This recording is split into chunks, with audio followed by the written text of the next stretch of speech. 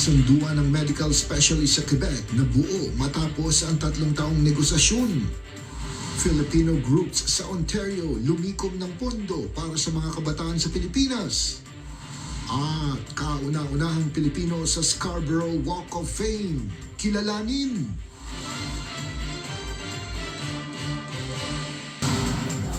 Bowling event ng mga Filipino groups paraan para makalikom ng pondo. Susunod na sa Omni News Filipino. Nakapag-bowling na, nakatulong pa. Libong halaga ng mga gamit at pagkain ang nalikom ng 4 na organisasyon sa Ontario para ipamahagi sa mga kabataan sa Pilipinas. Gaano na nga ba kalaki ang kanilang nalikom at saan ito mapupunta? Narito ang report.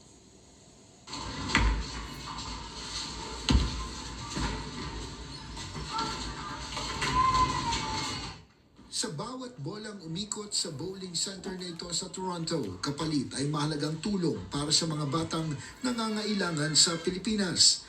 Ang bowling competition na pinagsamang Shoebox Project ng Tao Canada at Spam Project ng Grupong Pinas, nakalikom ng libong halaga ng mga pangangailangan, mga pagkain, gamit at school supplies sa mistulang maliliit na balikbayan box para sa mga kapuspalad na kabataan. Ang distinct na makikinabang na target namin ay mga 80 na kabataan na magkakaroon ng pinaka-shoebox, pero ang spam project na ibibigay sa amin ay umaabot ng 400 pieces na spam, which is makaka-target kami ng kahit na isang elementary school na mapagbibigay namin ng mga canned goods. Unang-una, hindi naman natin kakayanin bilang isang organisasyon lang.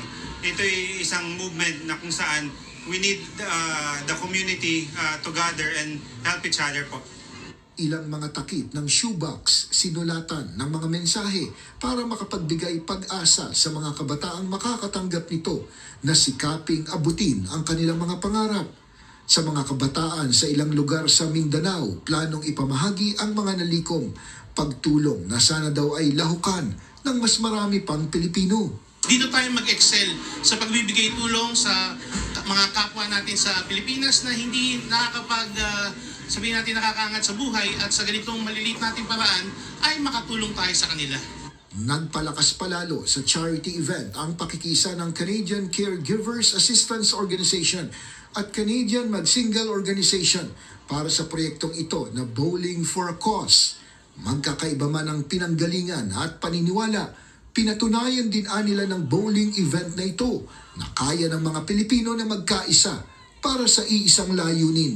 Mas malakas yung puwersa, mas maraming organization ang nag-unite na magtulong-tulong, mas maging success ang event at ganun din ang mission na mabuo yung project at maisagawa ng maayos. The main thing is giving back to the community that gave back to us, which gave us everything that we have here in Canada and obviously back home in the Philippines. So for us to do a social event like this makes it fun for the community when also supporting a great cause. At parang bowling kung saan kailangang makastrike para madaig ang kalaban, kailangan din daw magtulong-tulong ang komunidad para kahit papaano ay maitumba ang kahirapan para sa ilang pamilya sa Pilipinas sa tulong ng mga kababayan dito sa Canada.